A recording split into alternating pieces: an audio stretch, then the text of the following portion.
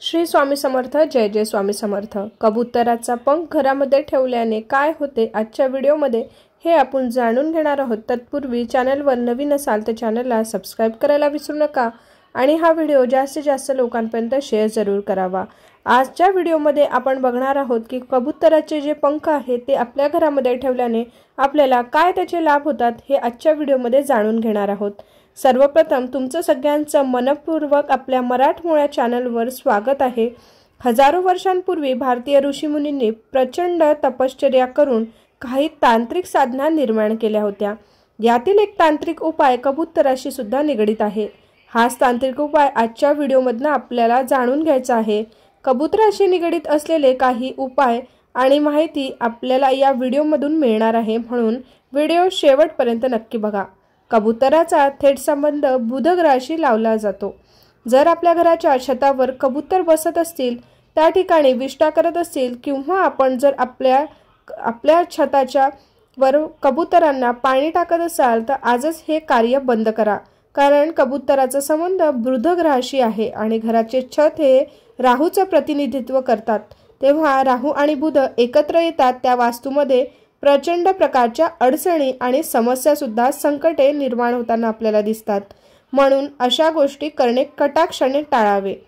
कबुतरांना आपण आपल्या घराच्या छतावर कुठेही येऊ द्यायला नाही पाहिजे, कारण कबूतर आणि आपल्या छतावरचा संबंध जो आहे तो थेट राहू आणि बुधाशी जोडला जातो। या गोष्टी आपल्या वास्तुशास्त्रासाठी खूपच खराब मानल्या जातात आणि त्यामुळे वास्तुदोषही निर्माण होतात आणि आपल्यावर नवीन नवीन प्रकारचे संकट सुद्धा येऊ शकतात, म्हणून ह्या गोष्टी कटाक्षाने टाळाव्यात। कबुतरांना दाणे टाकताना ते आपण आपल्या गॅलरीमध्ये किंवा अंगणामध्ये अवश्य टाकावे। या कबुतरांना पाणी पिण्यासाठी एकत्र पात्र ठेवावे आणि गरमीच्या म्हणजे उन्हाळ्याच्या दिवसात कबुतरांना स्नान करण्यासाठी मोठे पात्र किंवा पाण्याचे भांडे भरून ठेवले तर त्यामुळे सुद्धा कबुतरांचा आत्मा जो आहे तो तृप्त होतो। या साधनामुळे कबूतर प्रसन्न होतात आणि आपल्या घरात सुख समृद्धी वाढू लागते। तसेच आज आपण कबुतराच्या पंखाचा अत्यंत प्रभावशाली उपाय पाहणार आहोत। एक पंख आपण आपल्या घरात ठेवायचा आहे, मात्र हा पंख प्राप्त करताना कबुतरांना कोणत्याही प्रकारची इजा पोहोचवली जाणार नाही याची काळजी मात्र घेतली पाहिजे। कबूतर फडफडतात किंवा उडतात तर तेव्हा एखादा पंख खाली पडलेला असेल तर तो घ्यावा।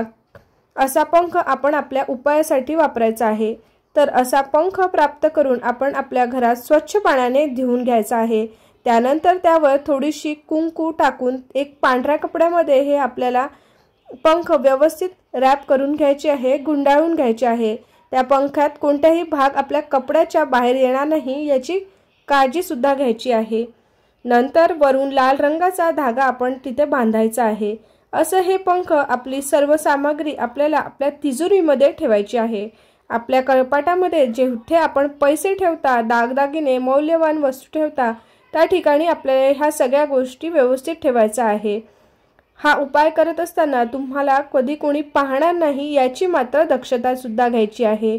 हे उपाय गुप्त असतात। दिवसेंदिवस पैशामध्ये वाढ होत राहते आणि लक्ष्मीची कृपा तुमच्यावर होते।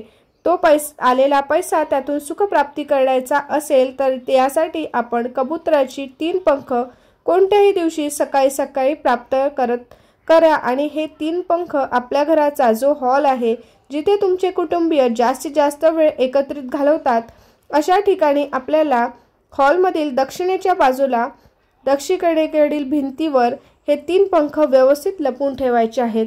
हे करत असताना सुद्धा आपल्याला कोणी बघणार नाही याची काळजी घ्यायची आहे आणि यामुळे आपल्या घरातील पैशामध्ये वाढच होणार आहे आणि तुमचे कुटुंब हे धनाचा योग्य उपयोग भोगतील आणि सोबतच कुटुंबामध्ये प्रेम वाढीस लागेल। वादविवाद आतील अशांत गोष्टी शांत होतील आणि वादविवाद सुद्धा मिटतील, त्यामुळे बरेच प्रश्न आपले निकाली सुद्धा लागतील। अशा पद्धतीने हे सोपे आणि साधे उपाय आपण नक्कीच करून बघावे। ह्यानी कोणाला हानी पोहोचणार नाही आहे आणि या व्हिडिओचा उद्देश कुठलीही अंधश्रद्धा पसरवणे असा नाही आहे। ज्यांना कोणाला यावर विश्वास नसेल त्यांनी नको करायला, पण ज्यांना खरंच मनापासून श्रद्धा असेल तर त्यांनी अवश्य करावा। कसा वाटला आजचा उपाय नक्की कमेंट करून सांगा आणि कमेंटमध्ये श्री स्वामी समर्थ लिहायला विसरू नका। धन्यवाद। श्री स्वामी समर्थ। जय जय स्वामी समर्थ।